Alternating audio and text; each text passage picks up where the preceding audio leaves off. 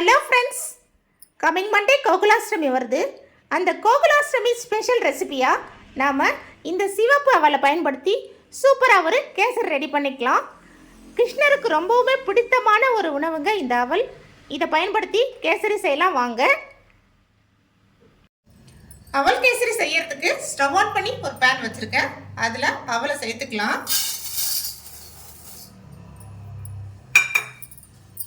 கொஞ்சமாக இதை வறுத்துக்கலாம்.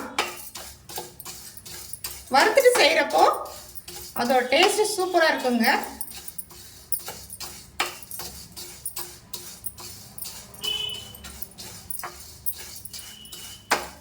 வறுத்தாச்சு.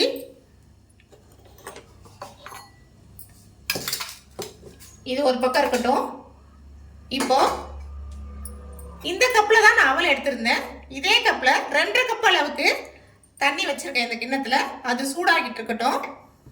இப்போ நம்ம வறுத்தோம்ல அந்த அவலை ரவை பதத்துக்கு நாம் மிக்சியில் அரைச்சி எடுத்துக்கலாம். தண்ணி சூடாகட்டும். பாருங்க, இந்த மாதிரி ரவை பதத்துக்கு நான் அரைச்சிட்டு வந்துட்டேன். இதை அப்படியே பேனில் சேர்த்துக்கலாம்.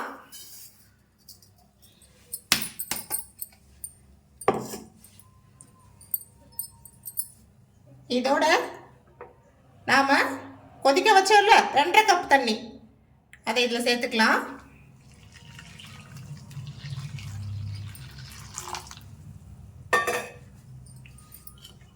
சேர்த்துட்டு இதை நல்லா மிக்ஸ் பண்ணி கொடுத்துக்கலாம்.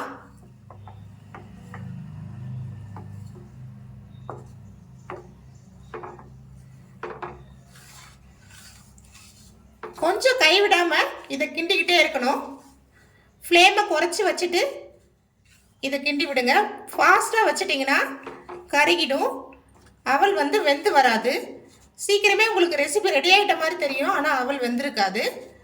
இது அப்படியே கொஞ்சமாக கெட்டி ஆகட்டும். நல்லா கெட்டி ஆயிடுச்சு. இப்போது நான் இந்த கப்பில் தான் 1 கப்பு அவல் எடுத்திருந்தேன். அதே கப்பில் 1 கப் அளவுக்கு சர்க்கரை சேர்த்துக்கலாம். உங்களோட இனிப்புக்கு ஏற்ற மாதிரி நீங்கள் கூட்டியோ குறைச்சியோ சேர்த்துக்கோங்க.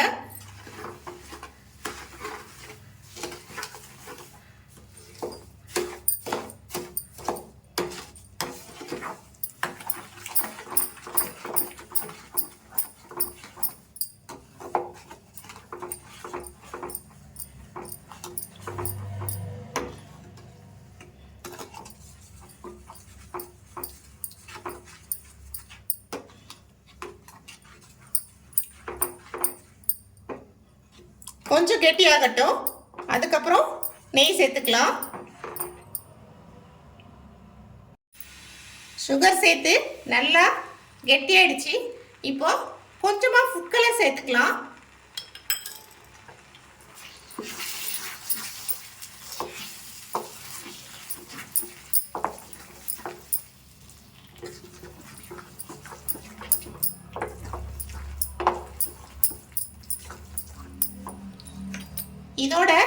இதோட இனிப்பு சுவையை கூடுதலாக ஒரு பிஞ்ச் உப்பு சேர்த்துக்கலாம். இதோட ஒரு 5 ஏலக்காய் தட்டி வச்சிருக்கேன், அதையும் சேர்த்துக்கலாம்.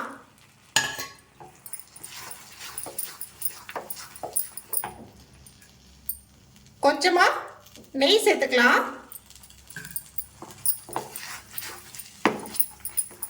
மிக்ஸ் பண்ணிக்கலாம். அவ்வளோதான் ஃப்ரெண்ட்ஸ், சூப்பராக நம்ம கேசரி தயாராகிடுச்சு. இது ஒரு பக்கம் இருக்கட்டும்.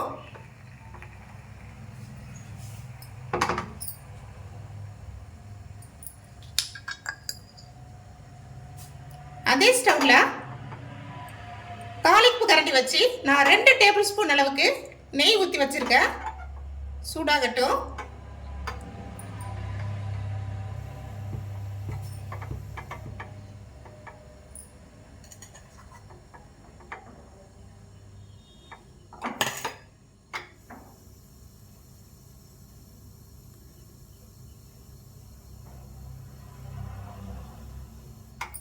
நெய் சூடானதும் அதில் கொஞ்சம் போல முந்திரி சேர்த்துக்கலாம்.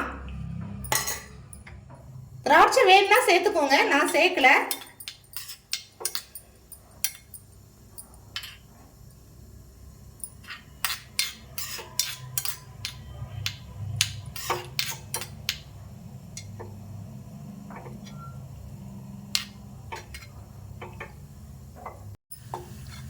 பாருங்கள் ஃப்ரெண்ட்ஸ், முந்திரி நல்லா வறுபட்டுடுச்சு. இதை அப்படியே கேசரியில் சேர்த்துக்கலாம்.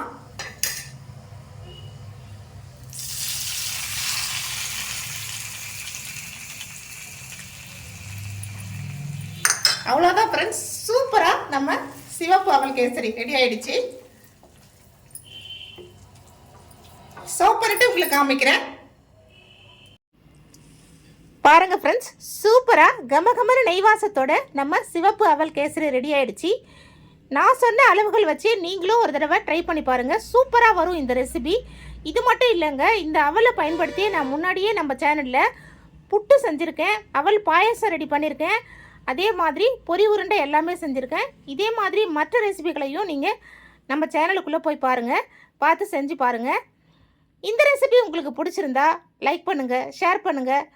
அப்படியே மறக்காமல் நம்ம சேனலையும் சப்ஸ்கிரைப் பண்ணிக்கோங்க. அது மட்டும் இல்லைங்க, இந்த கரண்டியை பயன்படுத்தி நான் இந்த பிளேட்லேயும் அள்ளி சர்வ் பண்ணியிருக்கேன். பாருங்கள் எவ்வளோ சூப்பராக வந்திருக்கு பாருங்கள்.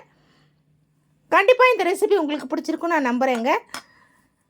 அனைத்து அன்பு உள்ளங்களுக்கும் என் இனிய கோகுலாஷ்டமி தின நல்வாழ்த்துக்கள். Thank you friends.